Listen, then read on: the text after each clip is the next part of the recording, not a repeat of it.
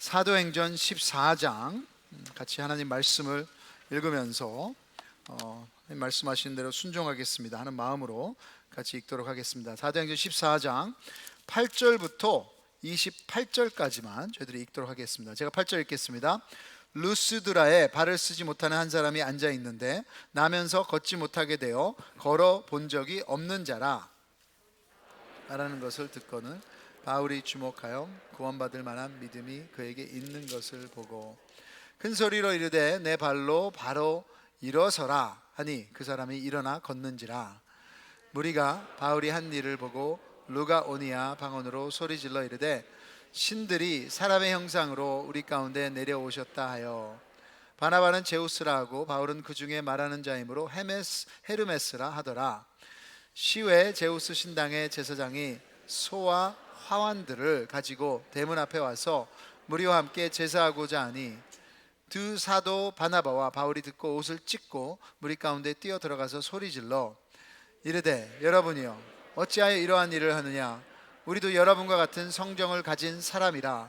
여러분에게 복음을 전하는 것은 이런 헛된 일을 버리고 천지와 바다와 그 가운데 만물을 지으시고 살아계신 하나님께로 돌아오게 함이라. 하나님이 지나간 세대에는 모든 민족으로 자기들의 길들을 가게 방임하셨으나 그러나 자기를 증언하지 아니하신 것이 아니니 그 여러분에게 하늘로부터 비를 내리시며 결실기를 주시는 선한 일을 하사 음식과 기쁨으로 여러분의 마음에 만족하게 하셨느니라 하고 이렇게 말하여 겨우 무리를 말려 자기들에게 제사를 못하게 하니라. 유대인들이 안디옥과 이고니온에서 와서 무리를 충동하니 그들이 돌로 바울을 쳐서 죽은 줄로 알고 시외로 끌어내치니라. 제자들이 둘러섰을 때 바울이 일어나 그 성에 들어갔다가 이튿날 바나바와 함께 더베로 가서 복음을 그 성에서 전하여 많은 사람을 제자로 삼고 루스드라와 이고니온과 안디옥으로 돌아가서 제자들의 마음을 굳게 하여 이 믿음에 머물러 있으라 권하고 또 우리가 하나님 나라에 들어가려면 많은 환난을 겪어야 할 것이라 하고 각 교회에서 장로들을 택하여 금식 기도하며 그들이 믿는 주께 그들을 위택하고 비시디아 가운데로 지나서 밤빌리아로 이르러 말씀을 버가에서 전하고 아달리아로 내려가서 거기서 배 타고 안디옥에 이르니 이곳은 두 사도가 이룬 그 일을 위하여 전에 하나님의 은혜에 부탁하던 곳이라. 그들이 이르러 교회를 모아 하나님이 함께 행하신 모든 일과 이방인들에게 믿음의 문을 여신 것을 보고하고 같이 하겠습니다. 제자들과 함께 오래 있으니라. 아멘. 네, 자리에 앉으시죠. 우리 기도 한번 하겠습니다. 하나님 아버지, 참 이 세상은 어지럽습니다. 참으로 어려운 일들이 많이 있습니다. 하지만 우리가 하나님 앞에서 예배드리며 또 말씀을 듣게 하여 주심을 감사합니다. 오늘도 성령 하나님의 음성에 귀 기울이게 하여 주시고 진정으로 하나님의 백성들이 모인 곳에 회복이 일어나는 이 시간이 될 수 있도록 도와주시옵소서. 예수님의 이름으로 기도드립니다. 아멘. 여러분, 성경에서 우리 사도행전을 지금 매주마다 보고 있습니다. 그래서 초대교회 이야기이죠. 그래서 복음의 역사입니다. 예루살렘에서 시작된 복음이 어떻게 우리에게까지 왔을까? 우리가 깨달아야 하는 교회의 모습을 여러분이 꼭 보시기를 원합니다. 그래서 한 번도 이 사도행전 1장부터 읽어보지 못한 분 있으시면 이번 기회에 사도행전 읽으시길 바라고요. 또 이번 주부터 시작하는 바이블 프로젝트 온라인 공부도 마태복음부터 사도행전을 공부할 것입니다. 그러니까 이번 해에 신약은 내가 읽겠다 하시면 여러분이 사인업 하셔서 또 계속해서 하나님 말씀을 공부하며 이 말씀이 어떻게 나의 삶에 적용되는지 여러분이 고민하셨으면 좋겠습니다. 그럼 복음하면 복 있습니다. 우리는 복을 좋아합니다. 그래서 축복과 이 연결을 시키죠. 그래서 맞습니다. 여러분, 복음을 받아들이면 복이 오지요. 저도 예수님 영접했을 때 복음을 믿으면 이 천국 가는 티켓, 이 더 이상 지옥이 아니라 내가 천국에 들어갈 수 있다고 믿었고 그 생각이 틀리진 않습니다. 또 복하면 예수님께서 우리에게 말씀하셨죠. 내가 온 것은 너희에게 그냥 생명이 아니라 풍성한 삶을 주시기 위해서 오셨다고 했어요. 또 예수님 안에 에베소서 1장에 보시면 모든 신령한 복이 다 있다고 하셨습니다. 예수님도 약속하시기를 무엇이든지 기도하면 하나님이 주신다. 여러분, 축복입니다. 불행을 달라고 기도하는 사람은 없을 것입니다. 그러다 보니 이 복음의 삶은 어떤 불행도 없는 삶이다라고 기대하게 되었습니다. 하지만 초대교회와 복음 역사는 전혀 그렇지 않습니다. 오히려 고난과 환난을 당연한 것으로 받아들여야 진짜 신앙이라고 성경은 말합니다. 오늘 본문에서 핵심 구절을 뽑으라면 저는 사도 바울이 예수님의 제자들을 모아놓고 권면한 말입니다. 14장 22절 우리 같이 한번 읽겠습니다. 시작. 제자들의 마음을 굳게 하여 이 믿음에 머물러 있으라 권하고, 또 우리가 하나님의 나라에 들어가려면 많은 환난을 겪어야 할 것이라 하고. 아마도 이 구절을 어떤 자동차 뒤에 범퍼 스티커로 보신 분은 없을 거예요. 참 쉽지 않은 주제이죠. 근데 여러분, 이것처럼 복음과 제대로 연결되어 있는 주제는 없습니다. 우리는 우리에게 오는 고난을 불행으로 여깁니다. 그런데 예수님은 이 환난과 고난을 진짜 믿음의 테스트로 보십니다. 최근에 큐티했던 누가복음 8장, 여기 4가지의 땅의 비유가 나오죠. 그리고 두 번째 땅의 비유 기억나세요? 이렇게 쓰여 있죠. 더러는 바위 위에 떨어짐에 싹이 났다가 습기가 없으므로 말랐고. 그래서 이 두 번째 땅의 비유를 예수님께서 누가복음 8장 13절에 설명을 하십니다. 바위 위에 있다는 것은 말씀을 들을 때 기쁨으로 받으나 뿌리가 없어 잠깐 믿다가 시련을 당할 때 뭐라고요? 배반하는 자요. 가짜 믿음은 시험과 어려움 가운데 포기한다고 예수님 말씀하고 계세요. 여러분, 여기서도 좋은 땅이 나옵니다. 4번째 땅. 그래서 우리는 참 좋은 땅을 좋아해요. 여기 가면 30배, 60배, 100배 열매를 맺는다고 말씀하셨어요. 여러분, 15절에 그렇게 나와 있죠. 좋은 땅에 있다는 것은 착하고 좋은 마음으로 말씀을 듣고 지키어 인내로 결실하는 자니라. 우리를 곧바로 결실하는 자니라로 가요. 그래서 결실은 그냥 이루어지는 것이 아니라 인내로 결실한다. 그렇게 예수님께서 말씀하고 계세요. 인내라는 단어는 어려움과 시험 가운데 일어나는 것입니다. 그래서 예수님께서 말씀하신 건 진짜 좋은 땅은, 열매를 많이 맺는 비결은 그냥 이루어지는 것이 아니라 고난과 환난 가운데 인내할 때 있는 믿음의 모습이라고 얘기하시는 것입니다. 사도 바울의 믿음의 고백이 빌립보서 3장에 나옵니다. 자신의 모든 좋은 것들을 사도 바울은 진짜 적어놓죠. 학위도 있었고요, 배경도 좋았고요, 지위도 있었고 열심도 있었다고 다 얘기하면서 이런 것들을 다 자랑할 것들이지만 배설물로 여긴다고 하고 자신이 원하는 삶의 신앙을 고백합니다. 빌립보서 3장 10절과 11절 우리 같이 고백하겠습니다. 시작.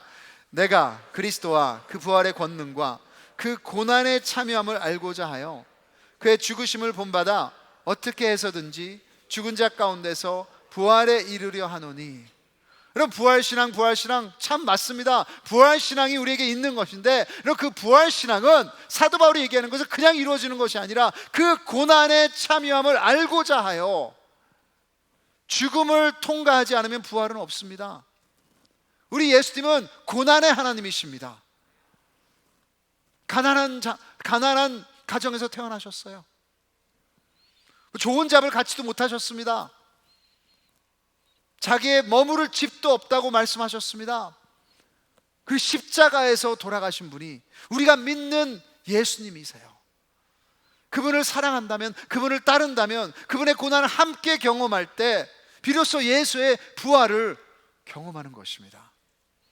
고난 가운데 예수님을 닮아가는 것이 믿음의 축복인 줄 믿으시기 바랍니다. 오늘 본문에서 바울과 바나바가 복음 사역하면서 참으로 많은 일들이 일어나요.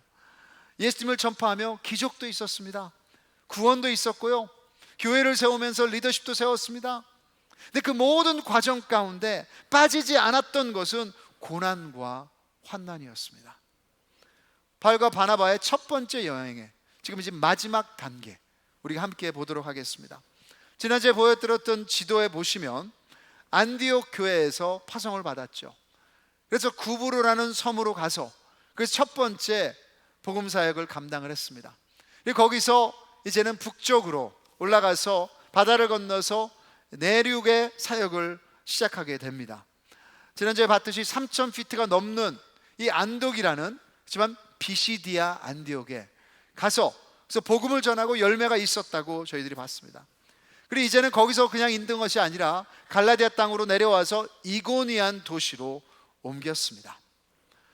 그래서 지난번처럼 그곳에 있는 유대인의 회당에 들어가서 복음을 전했더니 많은 사람들이 믿었습니다.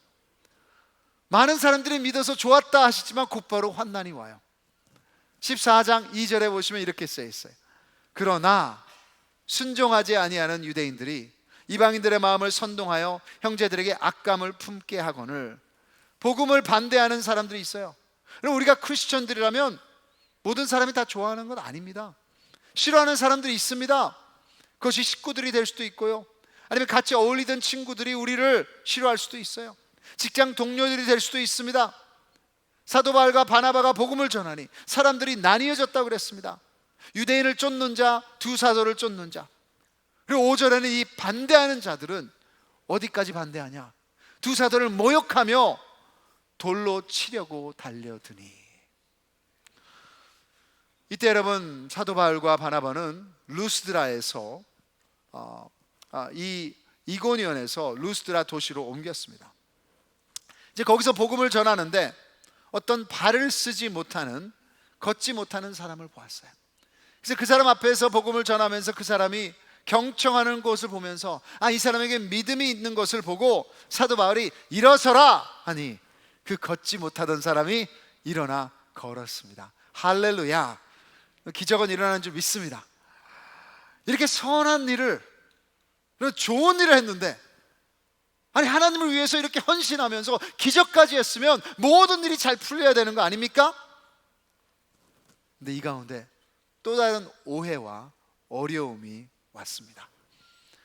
루스트라 지역에 전해오는 제우스 신이 인간이 됐다는 전설 때문에 이 기적을 행한 바울과 바나바를 인간이 된 신으로 보고 그들에게 제사를 지내려고 사람들이 몰려오는 거예요.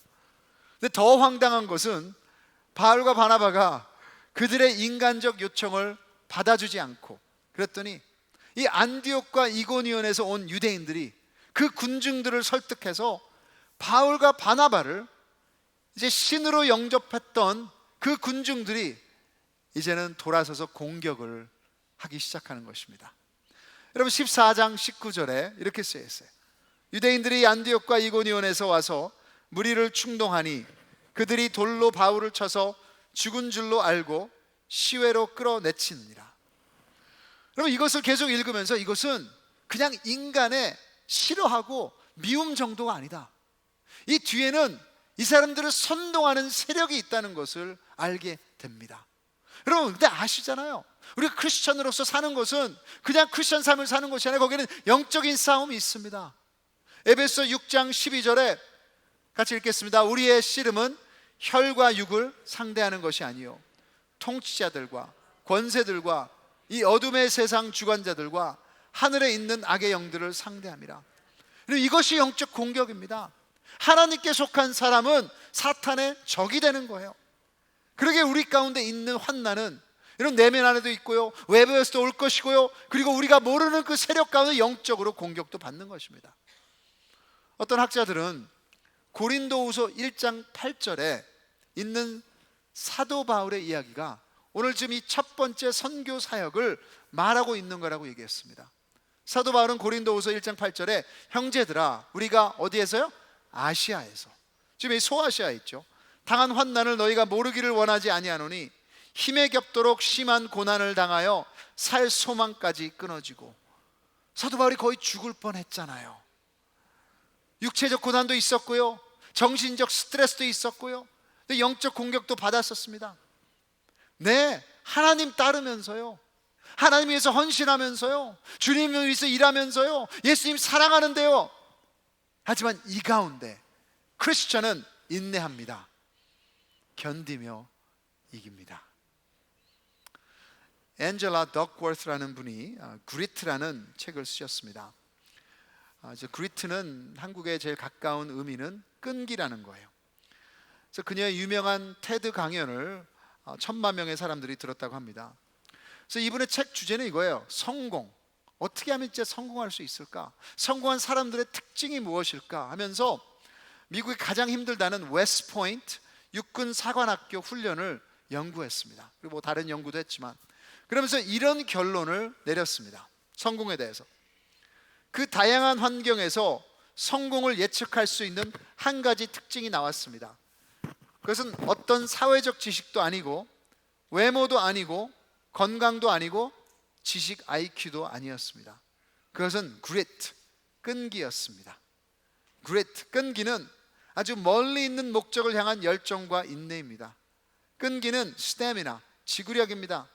끈기는 미래를 현실로 만들기 위해서 일주일이 아니라, 한 달이 아니라 오랜 세월 동안 매일마다 그 미래를 붙드는 것입니다. 끈기는 단거리 경주가 아니라 마라톤을 달리는 것처럼 삶을 사는 것입니다. 그럼 이것이 우리 크리스천 삶 아니에요? 히브리서 12장에도 분명히 우리 크리스천 삶을 경주로 이야기했는데, 여러분 이것은 100m 무슨 단거리 경주가 아니잖아요. 이것은 아주 마라톤 같은 장거리 경주를 얘기하는 것인데, 여러분 그 장거리 경주에는 분명한 어려움과 환난이 있습니다. 이 가운데 있는 저자가 말하는 끈기, 이것이 여러분 인내예요. 이것을 인내하는 것이 성숙한 믿음입니다. 그래서 여러분 여기에 대해서 우리가 조금 더 봤으면 좋겠어요. 그런데 먼저 조심해야 될 것을 여러분에게 말씀드리고 싶습니다. 우리 믿음 가운데 조심해야 되는 것은 군중과 사람입니다. 사람과 군중은 절대로 의지하며 신뢰할 수 있는 대상이 아닙니다. 오늘 본문에서 루스드라 사람들만 보더라도 다리를 못 쓰는 사람이 걷기 시작하는 기적 가운데 가장 먼저 나왔던 반응은 환호였습니다. 박수 쳤습니다. 사람들이 몰렸습니다. 11절에 보시면 무리가 바울이 한 일을 보고 루가오니아 방언으로 소리질러 이르되 신들이 사람의 형상으로 우리 가운데 내려오셨다 하여 순식간에 바울과 바나바가 스타가 된 거죠. 그러면서 그 앞에 소를 가져오고 꽃들을 가져오면서 제사를 지내려고 하는 거예요. 요즘 같으면 인스타 유명인이 된 것입니다. 뭐 유튜버리 된 거라고 할 수 있겠죠. 근데 여러분 그 사람들 가운데 믿으면 안 돼요. 왜냐? 인간은 변덕쟁이입니다. 우리 옆 사람 한번 보시고 고개를 한번 끄덕이세요. 네. 다 아시는 거죠? 곧바로 마음이 변해서 바울과 바나바를 어떻게 해요? 그렇게 와서 제사 드린다고 했던 그 사람들을 돌팔매질을 합니다. 바울이 죽은 줄로 알 만큼. 근데 우리가 아는 사회에서는 어떤 트렌드나 추세를 볼 때 많은 무리가 추구하는 것이면 의심이 있어야 돼요. 왜냐? 이 사회의 흐름은 하나님 나라의 흐름과 반대 방향입니다. 그러니까 여러분, 우리 고민을 해야 되고 분별을 해야 되는 거예요. 사람의 인정을 바라고 의지한다면 우리는 인내할 수 없을 것입니다. 참 여러분, 이런 말씀 많이 들어요. 교회에서 실족당했다, 내가 실망했다, 이제 그 사람 때문에 안 나간다, 아니면 나는 이제 교회에서 봉사 안 한다, 이런 아픔의 이야기들 들으면 참 저도 마음이 아픕니다. 근데 여러분, 그 얘기 가운데 있는 것은 뭐예요? 결국 사람을 보고 예배를 다했다는 거예요. 사람을 보고 교회를 갔다는 것입니다. 여러분, 어떤 목사도 어떤 리셉도 우리가 진정으로 의지할 만한 사람이 안 됩니다. 사람은 사랑의 대상이지 믿음의 대상이 아니에요, 여러분. 그러게 여러분, 그 가운데 우리가 신앙을 잃어버리는 것이 아니라 제대로 여러분 인내할 수 있는 신앙을 가지는 여러분 되기를 주님의 이름으로 축복합니다. 그래서 어떻게 우리 크리스천 그릿, 끈기 가질 수 있을까요? 오늘 본문에서 4가지만 잠깐 소개시켜 드리고 싶습니다. 그럼 첫째는 지속적으로 하나님 중심이어야 됩니다. 기적을 행한 후에 그 많은 사람들이 신이 왔다 했을 때 바울과 바나바는 옷을 찢고 거부했습니다. 솔직히 어느 정도 여러분, 인간의 유혹은 그냥 받아들이는 거예요. 뭐 어쩔 수 없지 뭐, 그러다가 그냥 나는 뭐 잊어버리겠지. 근데 여러분, 여기서 옷을 찢으면서 거부를 했습니다. 15절에 보시면 이렇게 얘기했어요. 이르되 바울과 바나바 옷을 여러분이요 어찌하여 이러한 일을 하느냐? 우리도 여러분과 같은 성정을 가진 사람이라. 여러분에게 복음을 전하는 것은 이런 헛된 일을 버리고 천지와 바다와 그 가운데 만물을 지으시고 살아계신 하나님께로 돌아오게 함이라. 여러분, 그분들은 막 흥분됐습니다. 근데 이렇게 얘기하는 것은 찬물을 끼얹는 거예요. 이것은 헛된 것이다, 시간 낭비다, 이거 우상이다, 여러분 만족시킬 수 없다 하며 살아계신 하나님을 바라봐라. 뭐예요 여러분? 우리를 바라보지 말고, 이런 동상들을 바라보지 말고, 이런 전설들에 끌리지 말고 살아계신 하나님을 바라봐라. 이 하나님이 진짜 살아계시고 여러분은 만족시킬 수 있다. 바울은 하나님 관점이었습니다. 하나님 중심이었습니다. 내 영광이 아니라 하나님의 영광. 오늘 여기 본문에서 보시면 모든 것이 하나님의 나라, 하나님의 은혜. 그리고 선교 여행을 마무리하면서도 27절에 보시면 교회를 모아놓고 자기가 한 일을 이야기하는 것이 아니라 하나님이 함께 행하신 일, 모든 초점이 하나님께 맞춰진 거예요. 여러분, 우리는 인내할 수 있는 끈기를 가질 수 있는 것은 우리의 초점을 계속해서 하나님 앞에 가져갈 때 그런 끈기가 생기는 것입니다. 릭 워렌 목사님이 Purpose Driven Life, 목적 있는 삶이라는 책을 쓰셨죠. 그래서 그 앞부분에 보면 이렇게 시작합니다. 이것은 당신에 관한 것이 아닙니다. 당신의 인생의 목적은 당신의 개인적인 성취보다 크고 당신의 행복과 안정보다 큽니다. 당신의 위대한 꿈이나 야망이나 직업이나 당신의 가정보다 큽니다. 당신이 이 지구에 살아야 하는 목적을 알기 원한다면 어디에서 시작해요? 하나님에서 시작해야 합니다. 당신은 그분의 목적 안에, 그리고 그분의 목적을 위해 태어났습니다. 그리고 바울의 말처럼 천지와 바다와 그 가운데 만물을 지으시고 살아계신 하나님, 그분이 시작뿐만이 아니라 그분이 우리의 엔딩이요, 그분이 우리 삶의 모든 전부인 것입니다. 우리 삶의 그분이 중심이 된다면 진정으로 새롭고 능력 있는 삶이 우리 가운데 있을 줄 믿으시기 바랍니다. 결국 여러분, 우리가 사는 삶은 우리보다 훨씬 더 큰 삶을 살지 않으면 이 세상을 이길 수 없어요. 하나님은 우리보다 크신 분이십니다. 그분에게 포커스를 맞추고 그분을 중심으로 두신다면 여러분, 우리보다 큰 삶을 어떤 어려움 가운데도 이길 수 있게 되는 것입니다. 그렇게 하기 위해서는 여러분의 삶을 부분으로 나누지 마세요. 우리는 삶을 이렇게 막 나누는 것을 좋아해요.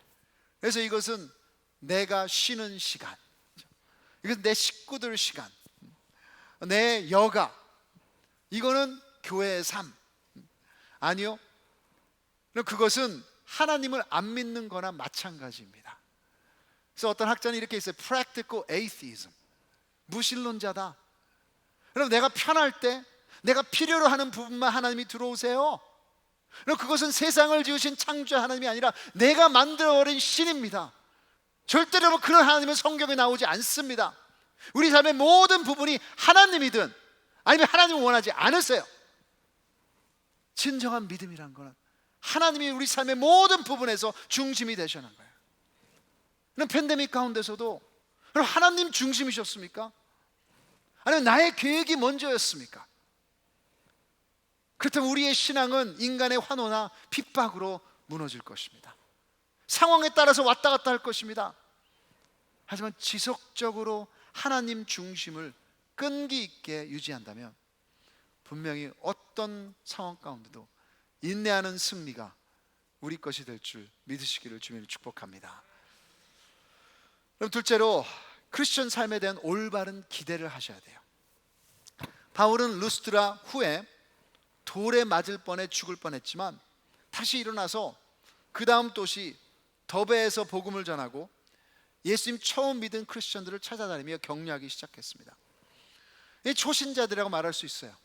우리 가운데도 예수님 믿은 지 별로 안 되시는 분들이 있을 수 있습니다. 근데 그런 사람들에게 무엇을 바울은 권면했던 것입니까? 그 크리스천 삶에 대한 기대를 확실히 22절에 알려주고 있습니다. 같이 한번 읽겠습니다. 시작. 제자들의 마음을 굳게 하여 이 믿음에 머물러 있으라 권하고 또 우리가 하나님의 나라에 들어가려면 많은 환난을 겪어야 할 것이라 하고. 여러분, 이것은 내가 환난을 겪어야만 크리스천이 된다, 이 그때가 아니에요. 그렇죠? 벌써 크리스천들에게 하는 말입니다.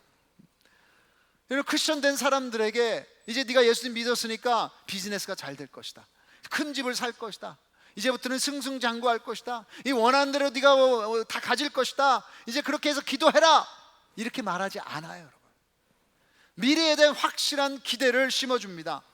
근데 이것이 중요합니다. 크리스천 삶은 나의 편리와 나의 이득을 위한 삶이 아닙니다. 이것은 나보다 훨씬 큰, 나의 목숨을 걸어도 아깝지 않은 위대한 구원의 삶이에요. 이 삶에 대한 기대는 여러분, 내가 원하는 것을 하는 것이 아니라 어떤 상황 가운데도 헤쳐나갈 수 있고 하나님이 나와 함께 하신다는 거예요. 제가 결혼식 주례를 많이 했지만 딱 한 번 제 결혼식 주례 가운데 오늘이 당신의 장례식입니다 하고 얘기한 적이 있었습니다. 이제는 그런 얘기 안 해요. 그 얘기했는데 분위기가 싸늘해지더라고요. 뭐 결혼식 주례하는 커플은 저와 이 카운슬링을 많이 했기 때문에 괜찮았어요. 근데 저는 어떤 면에서는 그게 맞는 말이죠. 왜냐하면 싱글의 삶은 끝이니까. 그래서 올바른 기대를 위해서 제가 그렇게 얘기를 한 건데, 그렇죠 여러분, 그 기대만 제대로 알고 있다면 이제 내 결혼하면서 이제는 나의 삶은 끝이다, 근데 그게 불행이 아니라 더 풍성한 삶이 기다리고 있다는 것을 안다면 참으로 많은 부부들이 더 화합해질 거라고 저는 생각합니다. 그럼 내가 무엇을 하기 위해서 결혼하는 거 아니잖아요. 나 자신을 부인하기 위해서 이제는 한 사람의 삶과 같이 연합하면서 더 큰 삶을 꿈꾸는 것이 결혼 아닙니까? 어떤 사람이 크리스천 삶 가운데 있는 고난을 히러와 비유를 했습니다. 그럼 오늘도 상당히 추워서 히러를 틀고 주무신 분이 많으실 텐데, 그 온도를 맞춰 놓으면 공기가 차가워지면 차가워질수록 히러는 어떻게 합니까? 더 뜨겁게 가동합니다. 멈추지 않습니다. 여러분, 이것이 고난이 아닐까요? 왜 하나님께서 우리에게 이렇게 어려운 삶을 허락하실까? 여러분, 공기가 차가워지면 차가워질수록 하나님에 대한 열정이 더 커질 줄 믿습니다.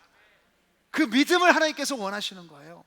이 팬데믹 가운데도 하나님은 우리 열정을 더 뜨겁게 하시기 위해서, 진짜 믿음이 무엇인지 보여주시기 위해서, 진짜 믿음을 더욱더 성숙하게 하기 위해서 이 고난을 허락하신 줄 믿습니다.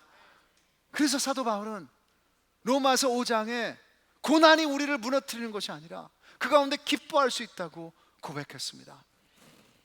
다만 이뿐 아니라 우리가 환난 중에도 즐거워하나니, 이는 환난은 인내를, 인내는 연단을, 연단은 소망을 이루는 줄 알미로다. 소망이 우리를 부끄럽게 하지 아니함은 우리에게 주신 성령으로 말미암아 하나님의 사랑이 우리 마음에 부은 바 됨이니. Rejoice in suffering. 그리고 환난 가운데 거부한다고 얘기하지 않았어요. 환난을 무시한다고 얘기하지 않았어요. 근데 환난 가운데 즐거워할 수 있다. 이것이 여러분 크리스찬의 축복인 줄 믿습니다. 고난 후회가 아니라 그 가운데도 여러분, 하나님은 뭔가 하고 계세요. 그 인내를 주시고, 그런데 우리의 성품을 만드시고, 그 고난 가운데 하나님의 사랑을 부어주신다고 약속하셨습니다. 여러분 생각해 보세요. 우리 삶에 어떤 환난과 어려움도 없다? 그러면 여러분 하나님 더 잘 믿으시겠습니까? 더 의지하시겠습니까? 아니죠.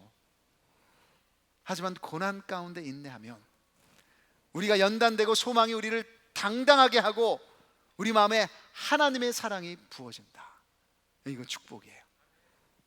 그래서 여러분, 크리스천 삶 가운데 올바른 기대로서 힘들어질 수도 있습니다.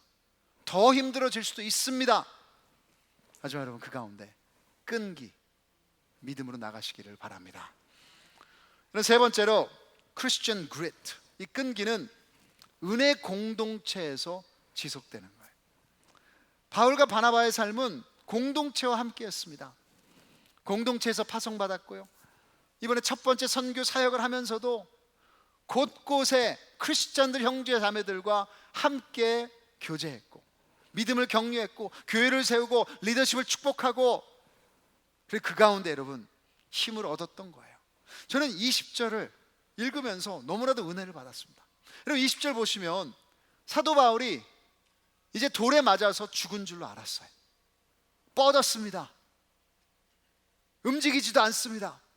근데 20절에 보시면 제자들이 둘러섰을 때 바울이 일어나 그 성에 들어갔다가,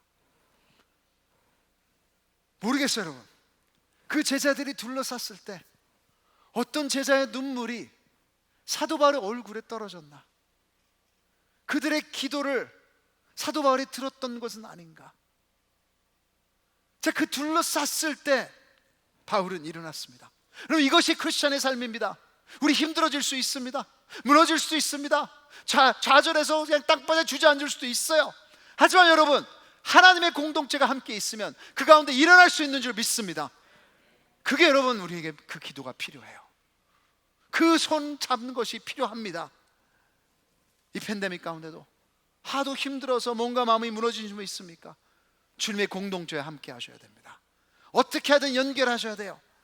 그 가운데 힘을 얻으실 줄 믿습니다. 그리고 우리의 영혼이 살아날 것입니다. 마지막으로 크리스천의 그리트, 이 끈기는 미래의 영광을 바라볼 때 생깁니다. 바울이 초신자들에게 말한 크리스천 삶의 목표가 있어요. 22절에 보시면 우리가 하나님 나라에 들어가려면, 바울이 얘기하는 것은 야, 이게 마지막이 아니다. 지금 너희들이 공격받고 있지만 여기 이것이 끝이 아니다. 하나님 나라, 하나님 영광, 지금 소망을 주는 것입니다. 여러분, 소망 없이는 우리의 이미지네이션은 바뀌지 않습니다.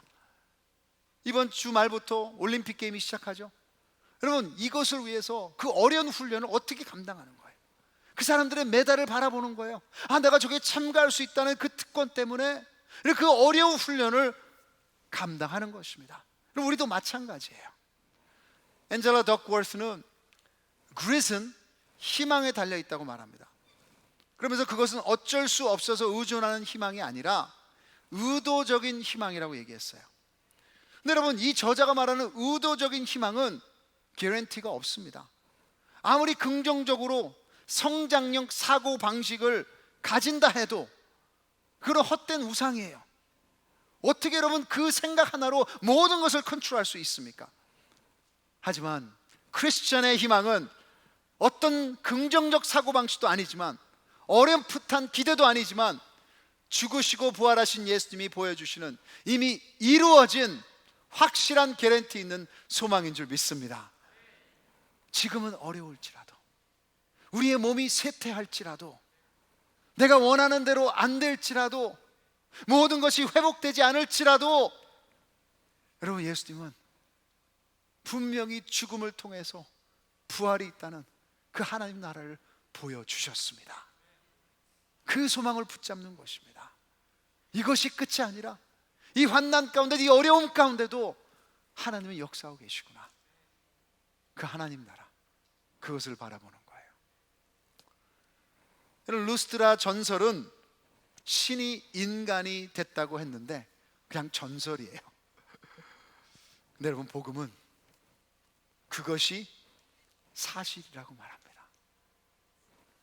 하나님의 아들 예수님이 완전한 갓난아기로 내려오셔서 하나님 나라를 이 땅에 오게 하셨습니다. 이 세상의 고난 가운데도 그 삶을 사셨어요. 그 고난 가운데 이것이 전설이 아니고 실체구나 하는 것을 죽음에서 부활하심으로 보여주셨습니다. 그러게 여러분, 오늘 우리도 이 전설의 고향이 아니라 진정으로 복음의 사실을 붙잡으시고 그 소망으로 인해 지금 어떤 환난이 온다 해도, 어떤 가운데 있다 해도 기뻐하시는 그 끈기 있는 믿음을 가지시는 형제 자매들 되시기를 주님의 이름으로 축복합니다. 그래서 여러분, 하나님 나라에 갈 때까지는 환난이 있을 것입니다. 하지만 여러분, 우리를 붙잡는 것은 우리의 의지도 아니에요. 하지만 예수 그리스도의 십자가와 부활의 좋은 소식입니다. 그래서 오늘 우리 같이 성만찬으로 주님 앞에 나가기를 원합니다. 오늘도 여러분, 힘드는 믿음이 있을 수 있어요. 흔들리는 믿음이 있을 수 있어요. 하지만 이 성만찬 가운데 들어가시면서 주님, 다시 한번 끈기를 주시옵소서. 그래서 같이 여러분 기도하시면서 혹시 성령님께서 회개하라고 하는 거 있다면, 여러분 불평불만했다면, 여러분 하나님 앞에 원망했다면, 여러분 하나님이 모든 중심이 아니라 어떤 여러분 삶의 한 부분이었다면 회개하시면서 오늘 이 시간 성만찬으로 들어가기를 원합니다. 이 성만찬, 이 잔과 빵이 없으신 분은 손을 들어주시면 이 기도 가운데 우리 안내원들이 나눠드리도록 하겠습니다. 같이 기도하며 주님 앞으로 가겠습니다.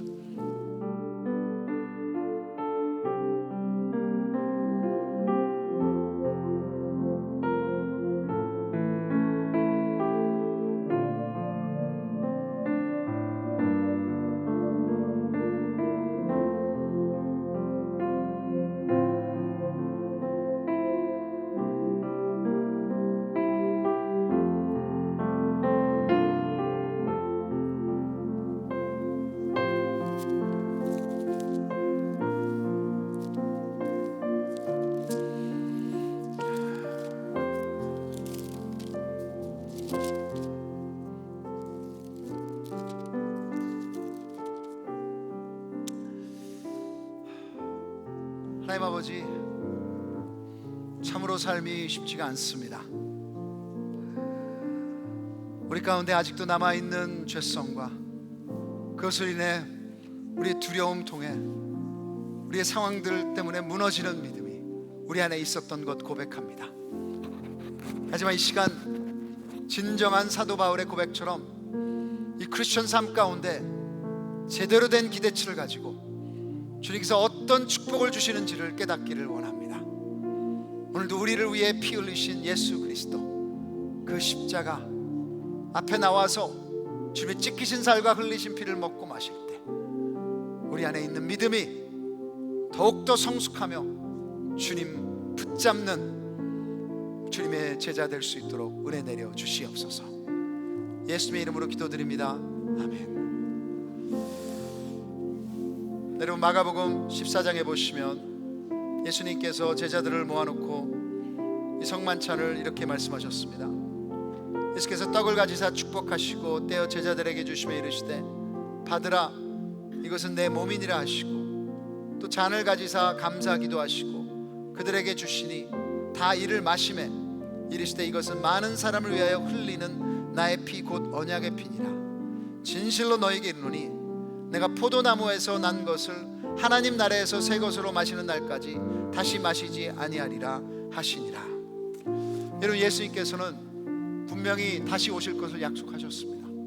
그 오실 때까지 우리에게 주신 주님의 축복은 이 성만찬입니다. 예수님은 지금 하늘에 계시지만 진정으로 성령 하나님을 통해서 다시 한번 우리 안에 거하시는 줄 믿습니다.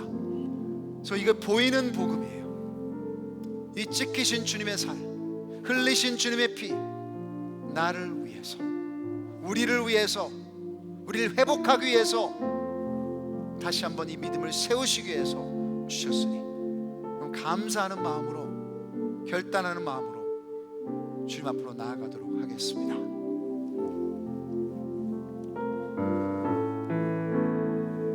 여러분 읽었던 것처럼 예수 그리스도가 예수님의 제자들을 모아놓고 떡을 떼셨습니다. 그리고 말씀하시기를 이것은 내가 너를 위해 찢긴 살이라고 먹으라고 말씀하셨습니다. 이것만이 진정으로 우리에게 힘을 주는 예수 그리스도의 축복입니다. 같이 여러분 떡의 커버를 여시고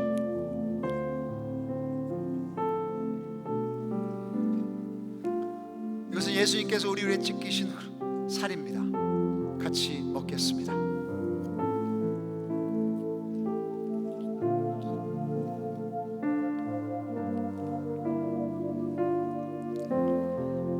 그 후에 예수님께서 잔을 드시고 말씀하셨습니다.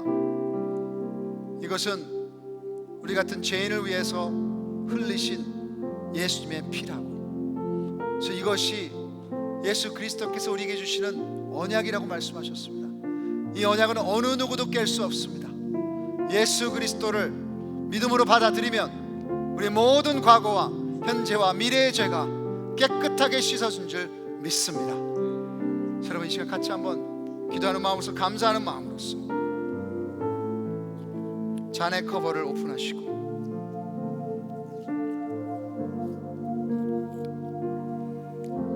이것은 예수 그리스도께서 우리를 위해서 흘리신 보혈입니다. 같이 마시겠습니다.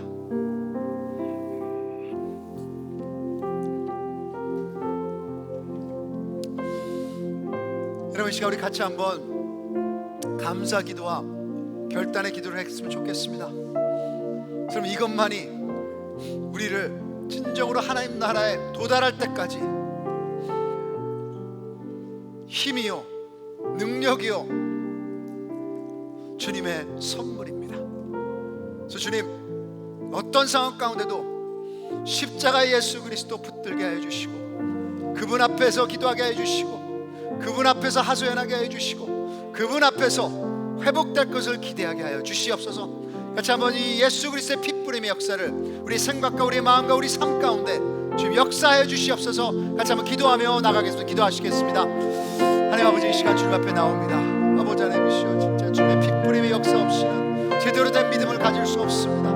하나님 아버지, 진짜 나의 믿음은 너무나도 연약하고 무너지고 때마다 힘들 때마다 주님을 저버렸던 것 주님 앞에 고백합니다. 하지만 예수 그리스도께서 십자가에 못 박히셔서 찢기신 자가 흘리신 피가 있으니 주님, 이것이 나의 역사가 되는 줄 믿습니다. 나의 힘이 되는 줄 믿습니다. 오늘도 오셔서 우리 관계를 회복하여 주시고, 우리 잘못된 습관과 우리 잘못된 생각들을 주님 이 핏부림으로써 깨끗하게 씻어주시고 다시 한번 회복시켜 주시옵소서.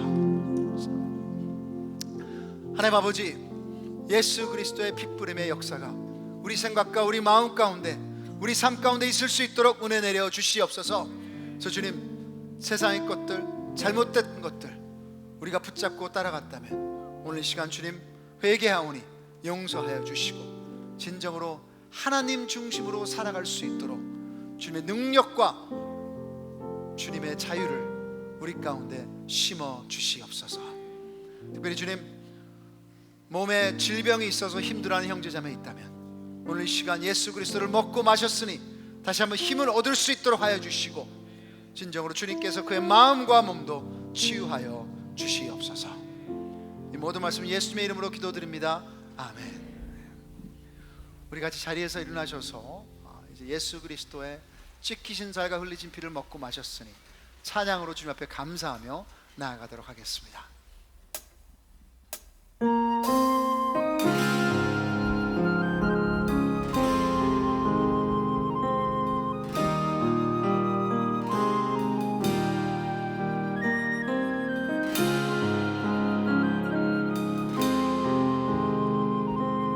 오직 예수님만의 소망이 있음을 함께 고백하기를 소망합니다.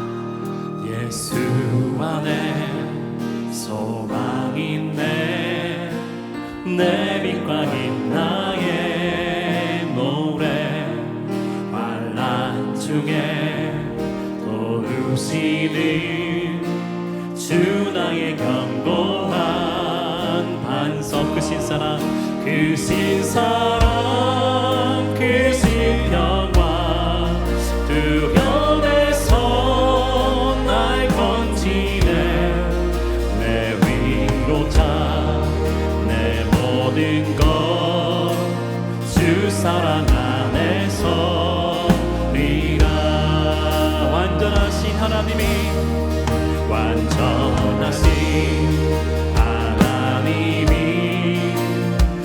우리와 같이 되셨네. 사랑과 그 공의로 세상을 구원하셨네. 십자가에 주 달리사 그 진노를 거두셨네.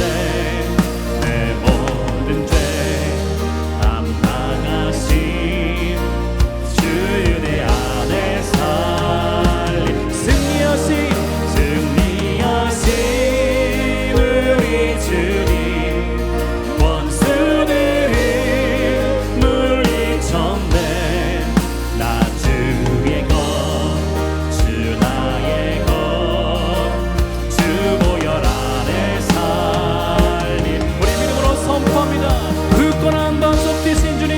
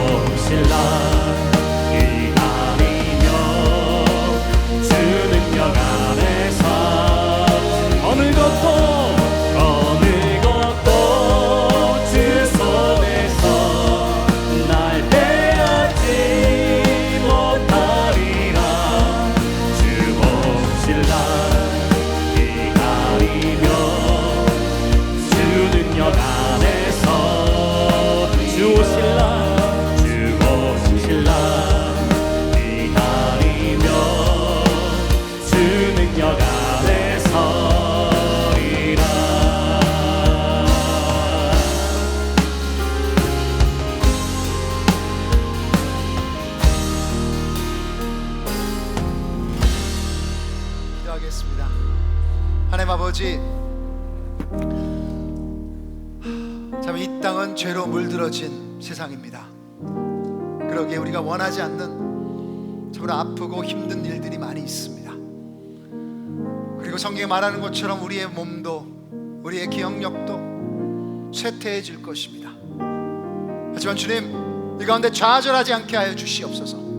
어떤 환난이 온다 해도 우리가 가질 그 주님의 영광은 이 세상의 어떤 것과 비교할 수 없는 줄 믿습니다. 그래서 주님이 오실 그날, 주님께서 칭찬하실 그 말, 그것을 향해서 우리 믿음을 다시 한번 세울 수 있도록 도와주시옵소서. 주님, 은혜가 있사오니 이 팬데믹 가운데도 믿음으로 나갈 수 있는 줄 믿습니다. 두려움이 아니라 끈기로 가게 해주시고, 주님이 주시는 이 믿음을 가지고 어떤 상황 가운데도 십자가에 이기는 그 승리 가운데 거할 수 있도록 도와주시옵소서. 그래서 주님, 주님을 사랑함이 감사합니다. 주님을 따라갈 수 있는 것이 감사합니다. 어느 길로 인도하시든 감사함으로 믿음으로 가게 하여 주시고, 오늘도 모든 영광 주님 앞에 올려드리며 우리의 물질과 우리의 시간과 우리의 삶과 우리의 헌신을 주님 앞에 드리오니 주님 홀로 영광 받아 주시옵소서. 이제는 우리의 새 생명으로 이 땅의 어려운 것 가운데도 감사하며 자유하게 살기를 원하셔서 자신의 목숨을 내어주신 주 예수 그리스도의 은혜와 하나님 아버지의 무한하신 사랑하심과 성령 하나님이 역사하시고 위로하심이 이제 환난이 올지라도 그것을 통해 하나님의 나라에 들어갈 것을 믿음으로 기대하며 그 믿음만을 붙잡는 우리 모든 형제 자매들의 머리 위에, 그 주님께 사랑하라고 부르신 ANC 머리 위에, 선교사님과 사역자들 머리 위에 이제부터 영원까지 항상 함께 있을지어다. 아멘.